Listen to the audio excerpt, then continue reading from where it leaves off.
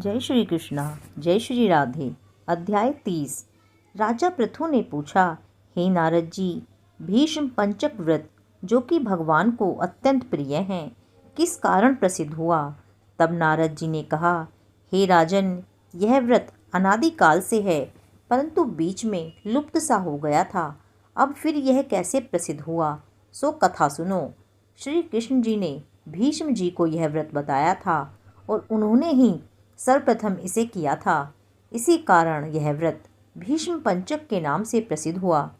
हे राजा पृथु, महाभारत युद्ध से पहले पांडवों की ओर से जब भगवान श्री कृष्ण कौरवों को समझाने के लिए गए तो सर्वप्रथम वह विदुर जी के पास पहुँचे। विदुर जी ने उनका अत्यंत आदर सत्कार किया। तत्पश्चात श्री कृष्ण जी भीष्म जी के पास गए।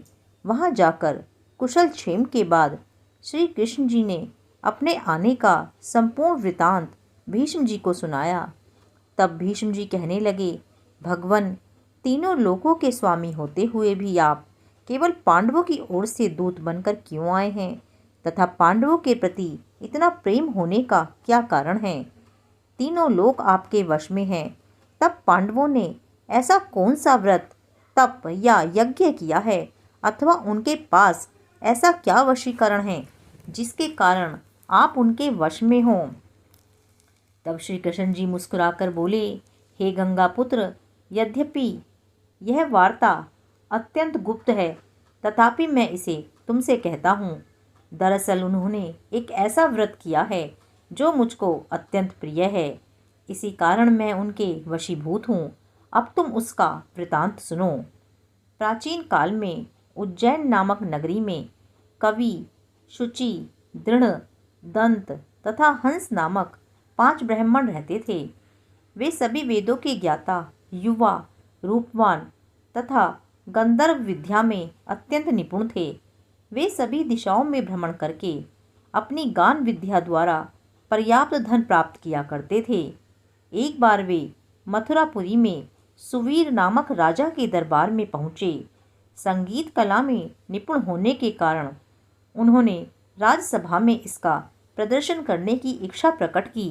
वे 4 दिन उपवास तथा परम पवित्र यमुना जी में स्नान करते रहे। फिर उन्होंने किसी से राजा का संपूर्ण वृतांत सुना।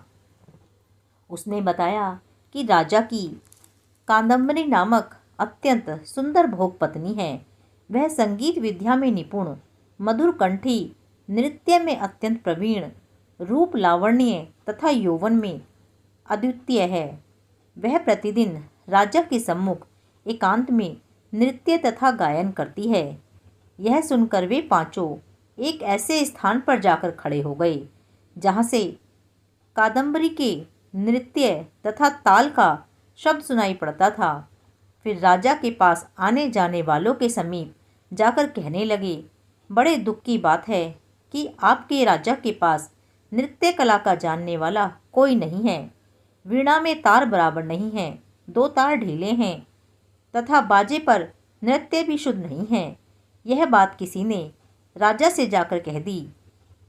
राजा ने जहाँ पर कादम्बरी का नृत्य हो रहा था उन 5 को बुलाया। वहाँ पहुंचकर उन्होंने राजा को आशीर्वाद दिया और बैठ गए। कादम्बरी ने उनको संगीत विद्या में अति निपुण जानकर विशेष नृत्य किया। जब उसने चक्र में ताल दिया तो उन ब्राह्मणों ने उसको रोक दिया। उसने चक्र छोड़ यथा योग्य ताल दिया, मगर चक्र खंडित नहीं किया। कादम्बरी के इस गुण और रूप माधुरी को देख 5 ही उस पर मोहित हो गए। कादम्बरी भी उन 5 को देखकर मोहित हो गई। उसने रात्रि के समय गुप्त रूप से अपनी एक सहेली के हाथ उन 5 को यह संदेशा भिजवाया कि तुम में से एक प्रतिदिन नगरी से उत्तर की ओर यमुना नदी के तट के समीप लताओं से घिरा निर्जन अनंत नामक तीर्थ है, वहाँ पर मेरे पास आकर अपनी अपनी विद्या तथा गुण का प्रदर्शन करो। उस समय मैं भी अपनी वीणा तथा राग का कुशल दिखाऊंगी। भगवान कहते हैं, हे भीष्म जी, एक ब्रह्मचारी जो मेरा भक्त था, दुष्ट संगति से बचने के लिए गांव से अत्यंत दूर रहता था। उन दिनों वह भी भीष्म पंचक व्रत करके देवालय में मेरा पूजन किया करता था। कार्तिक शुक्ला एकादशी के दिन उन संगीतज्ञ ब्राह्मणों में से कवि नाम का ब्राह्मण भी उस देवालय में आया। कादम्बरी भी वहां पर पहुंच गई। वहां मेरे भक्त ने जिस प्रकार पूजन किया, कवि नामक ब्राह्मण ने भी वैसा ही किया। उसके बाद वीणा लेकर गायन प्रारंभ किया। मेरा भक्त क्योंकि अपने मन पर विजय प्राप्त कर चुका था, इस कारण गायन सुनकर उसे क्रोध नहीं आया। कादम्बरी और कवि समस्त रात्रि गायन व नृत्य करते रहे। प्रातःकाल मुनि को गोबर का आचमन करते देख कवि ने भी वैसा ही किया। इसके बाद कादम्बरी अपने महल में चली गई। मुनि की संगति के कारण कवि के समस्त पाप दूर हो गए।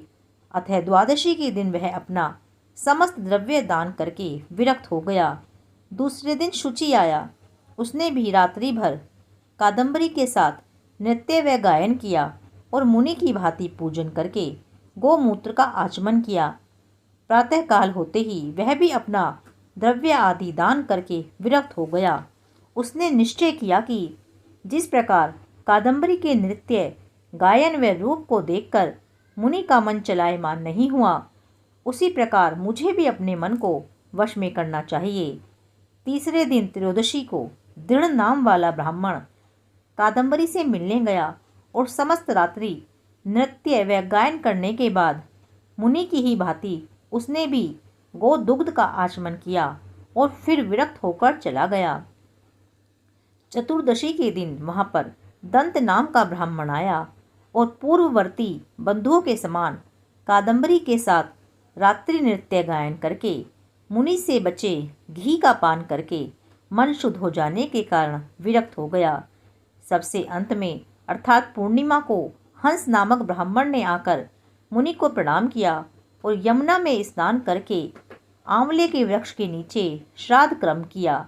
भगवान कहते हैं कि हे भीष्म जी, कार्तिक मास में हमारा पूजन व दान पुण्य करने से करोड़ों यज्ञों के समान फल प्राप्त होता है। अतएव हंस नामक वह ब्राह्मण सत्संग, पूजन तथा मुनि के बचे दही का पान करके विरक्त हो गया और अपना समस्त धन आदि दान देकर तीर्थ यात्रा को चला गया। उधर राजा ने नित्य प्रति रात्रि में कादम्बरी के मंदिर में जाने का समाचार पाकर उसे महल में बंद कर दिया, जिससे वह मंदिर न जा सकी। कार्तिक मास में हमारे सामने नृत्य गायन करने के कारण वही कादम्बरी अगले जन्म में द्रौपदी हुई तथा हंस नाम वाला ब्राह्मण आंवले के वृक्ष के नीचे श्राद्ध आदि करने से युधिष्ठिर हुआ। एकादशी के जागरण के कारण कवि अर्जुन, शुचि, सहदेव, दंत, नकुल तथा धृण नाम वाला ब्राह्मण पराक्रमी भीम हुआ। हे भीष्म जी, वस्तुतः इस व्रत के कारण ही मैं पांडवों के वशीभूत हूँ। तुम्हारे द्वारा प्रारंभ में किए जाने के कारण अब यह व्रत भीष्म पंचक व्रत के नाम से लोक में प्रसिद्ध होगा। इस व्रत की समाप्ति पर ब्राह्मणों को भोजन तथा यथाशक्ति दान दक्षिणा देनी चाहिए। 30वां अध्याय पूर्ण। जय श्री कृष्णा। जय श्री राधे।